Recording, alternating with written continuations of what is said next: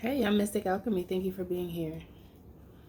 So I'm getting that someone referenced you incorrectly. And you didn't like it because you knew that they were being shady, like they were intentionally trying to make you feel some type of way. And I'm picking up, they know you by your name, but they act like they don't know your name. They know you by your name, but they act like they don't know your name.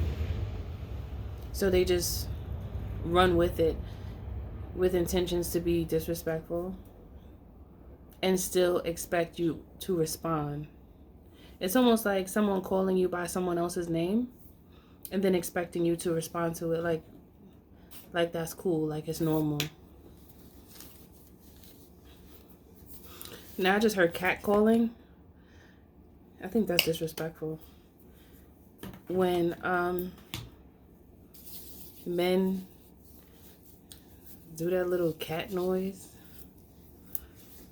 to try to get the attention of a feminine energy, I think that's strange. You know, it's different if you know the person and you guys play like that together and you're in a relationship with the person. I think that's a little different. But if this is somebody you don't know from a hole in the wall and somebody's like, psst, psst, like what the fuck? Like what? No, that's disrespectful. So you may have experienced that before. Someone may have also experienced someone getting angry at them because you didn't want to give them your number. I just heard. I experienced that a few times in life. It's very strange. I think that's very strange.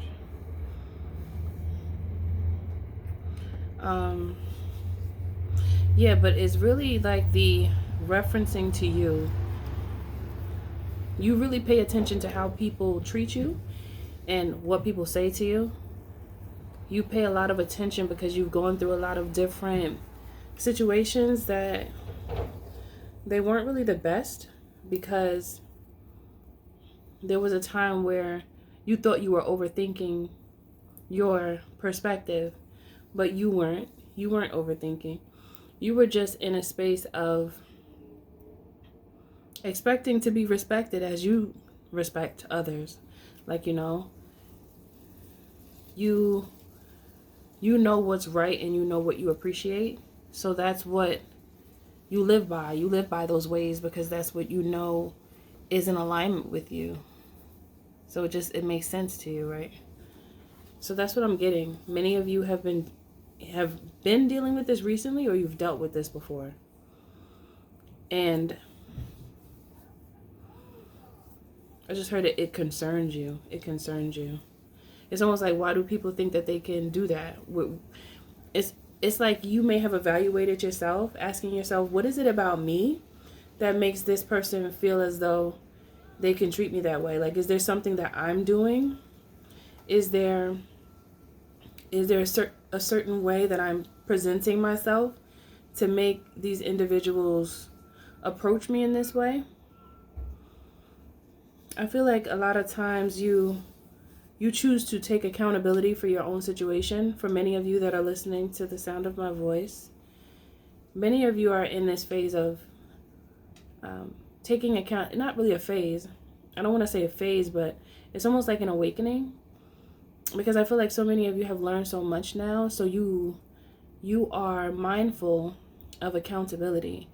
So you take accountability for things that you do, and when things happen, you often choose to look at yourself first to see, like, what is it that I did? Did I do something to make that happen? Was there anything that I did? Now, most of the time, I'm sure it's not, especially if someone is approaching you. However, I mean, it could be. So it really just depends on the situation, because every situation is different. But I do think that's a good practice, to evaluate yourself at all times. It's like checking yourself, grounding yourself.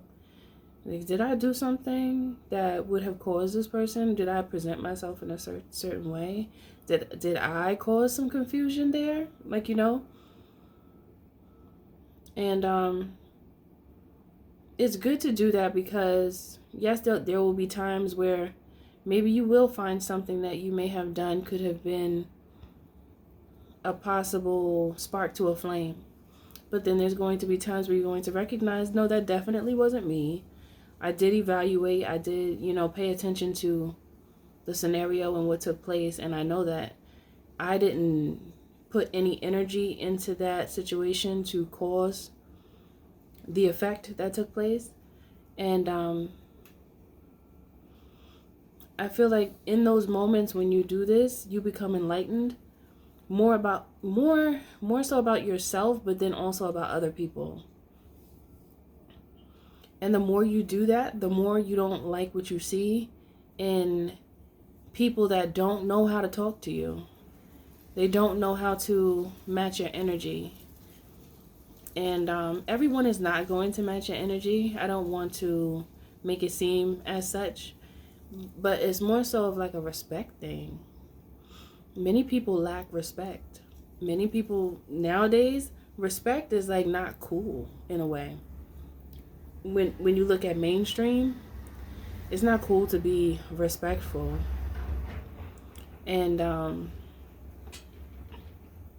that's ridiculous. That's ridiculous. And that's why a lot of conflict arises unnecessarily, because people have been led to believe that disrespect is cool. It's not. It's not cool. We gotta make sure we let the people know that that's not cool, because they're thinking it's cool, because they've been tampered with. But it's not cool. And I do feel like you're one of those individuals who will tell someone who's being disrespectful, like, yeah, that's not cool. Like, I don't know why you think that that's okay, because it's not okay. Alright? Right? Yeah, that's how I feel you feel. There's just certain things that are unacceptable, right? Yeah. Like, it's like a no. No. So, this has caused you great growth. You have a lot of spiritual growth. That's also a spiritual thing, because that way is in alignment with God. That is one of God's ways. God does not teach us to be disrespectful. However, God does teach us to be stern when we need to be, because there are times when you do need to be stern, and when you do have to activate the protection within you so that you can rectify situations and get to the bottom and the root of problems to make it make sense when things don't make sense. When you work with other people in any context, sometimes things get convoluted and confused depending on the individuals that you're working with. So it's very important that there's a plan that everyone could align with, so that there's no confusion, because that shared focus makes the task easier. So it's good for everyone to be informed on the same topic, on the same goal, the same vision, the same mission. Because if everyone, you see, that's one thing about people. We all have different thoughts and experiences, and our experiences mold our thoughts, which will also cause each and every one of us to have different ideas about what could be the same thing. You could ask one person a question, or you could ask 5 people the same question and get 5 different responses. And that's just because everyone comes from a different place and they have a different way of thinking. So that's why the shared goal is important. Now I'm just going with it, with where Spirit is taking me to, because I feel this way. But that's okay. I like it. I hope you are gaining understanding from, I feel like when you walk through the dark, you pat on the walls to look for the light switch. I always think about that walking, like when I think about darkness, when you're moving through the task or the process of the unknown, when we walk through the dark in life, it's really like that. You know, when you walk into a place that is unknown to you, like you go visit someone, a family member you haven't seen in a while, they move to a new place, you want to walk into the room that you're going to spend the night with, and the light is not on. You don't know where it's at, so you're patting the wall. There's no one awake for you to ask them, and you're not going to go wake somebody up to ask them where the light switch is. You're going to feel it. You're going to feel for it until you find it. And that's what I feel like this reading is feeling for it until you find it. But it's really about, like, the overall idea from where I begun when Spirit gave me this message is you really feeling some type of way about how people address you. That's where, and it's really also talking about how everyone's different. So if someone's in an environment full of disrespect with no recourse, then you expect them to be disrespectful. And they don't know any better. They think that that's the right way. So that just means that that person is completely out of alignment when it comes to you. Your energy does not match theirs. Theirs does not match yours. So you know what that means. Chop, chop, snip, snip. Right? There's nothing to cut them off.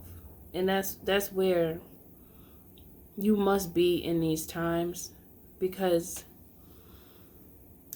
there's too much to lose when you are dealing with individuals who have much to learn but don't really believe that they do. And I always feel, or my belief is, no matter how intelligent you are, there's always more to learn.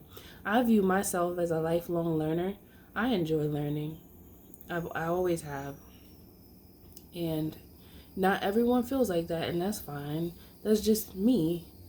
And I'm sure other people feel the same way, but I do enjoy learning. But if you're someone who enjoys learning and experiencing new things and new places, and you find yourself around individuals that don't like those, they don't necessarily appreciate those things in life, it doesn't mean that you can't have any type of relationship with them.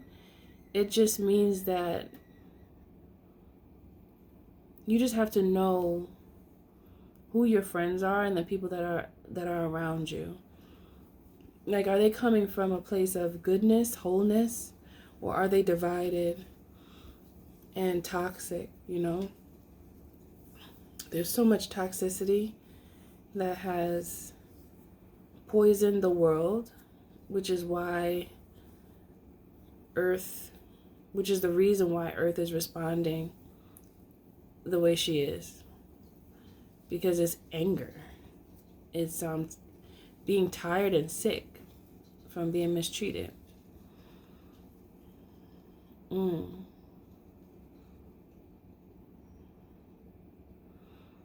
the same thing, I was thinking this a couple of weeks ago. I remember mentioning this, and it's coming up again. How we are Earth and Earth is us. And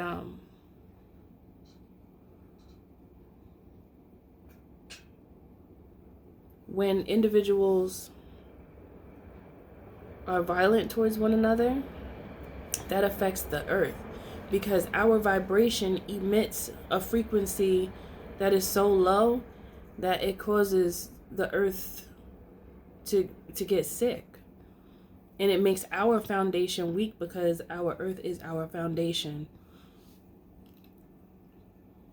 The Earth is what grounds us. So if what grounds us is weak and sick, we will then also be weak and sick.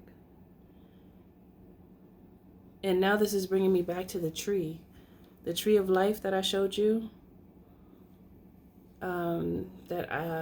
Spirit, I was meditating, and Spirit showed me the part of the tree at the bottom where it was getting cut and it was split open, and like the tree was leaning over. I had just drew the rest of that tree, but the rest of the tree wasn't really in my vision. It was just the part that was cut. It was just that part. And I had asked Spirit, can the tree be snipped in certain places that are not bearing fruit, that are like dry and not going to bear fruit? And Spirit said, no, it has to be cut down and burned. So I feel as though when it comes to individuals in your life that you know are not working for you and they don't align with you, they have to be completely separated from you. They have to be completely separated from your environment, because individuals like that, they contaminate. And if they don't have it by now, then they're not going to get it, and they're going to be left behind. So I feel as though many of you have gotten and grasped this concept, and many of you have separated from individuals like this already. But it's very imperative to your growth and to your spiritual health, because if you have individuals around you that are very toxic, it's just not going to work. It's not going to work. It's not going to work out. You'll have a very difficult time elevating. You can't really elevate when you have individuals around you trying to bring you down. It's counterintuitive. I just heard counterintuitive. So it's like you're growing and you're doing what you have to do. And if you have individuals around you that are trying to pull you backwards as you're growing, it's literally a tug of war for your own soul. So when you look at it like that, you realize how important your soul is. Your soul is important. This is the whole reason for us being here.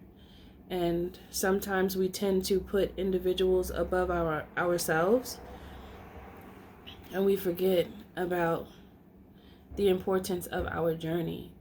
Our journey is what is most important, because it's connected to your connection with the Creator.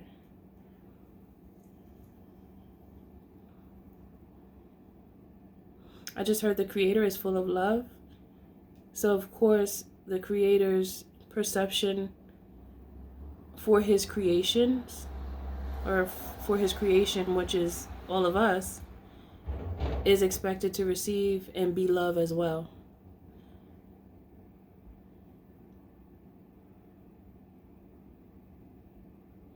God is love. If we are in God's likeness, then we are love as well.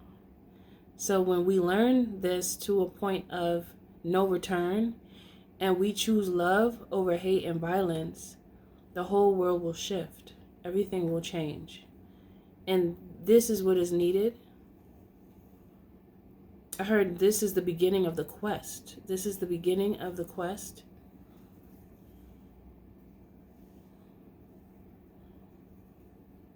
I heard what is difficult is many don't even believe in love anymore. And they've been looking for love in the wrong places. The reason being is because many people are looking for love in other people. They keep looking for love when it comes to people, but they're not finding that love that God has for them, because they're not strengthening their relationship with God.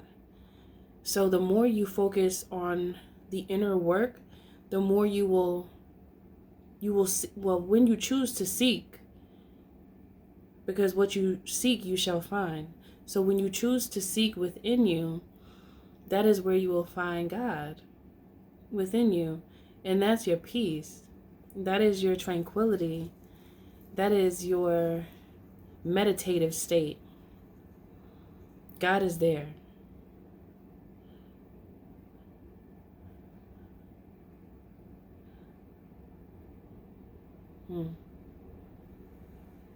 I heard environments need to be destroyed. The environments that are contaminated, they're overpowered. So this is why the earth is destroying many places around the earth. Around the world. Well, around the earth is still the same thing. But there have been many tsunamis lately around the world. there was some earthquakes. It's just like natural disasters. And a lot of it has to do with water. I keep seeing it. I don't know if you guys have seen it or if you even look. But all around the world recently, there's been the power of, I heard the power of water, but then I heard the power of H2O. Water has been moving and washing away the impurities, which is the reason why, at least this is what I'm getting from Spirit, this is the reason why these things had to happen, because the environments that are the most contaminated must be destroyed and purified in order for the new to grow. And it makes me think about the tree again, having to be cut down completely and burned. Okay, fire is also a purification element, and water is as well.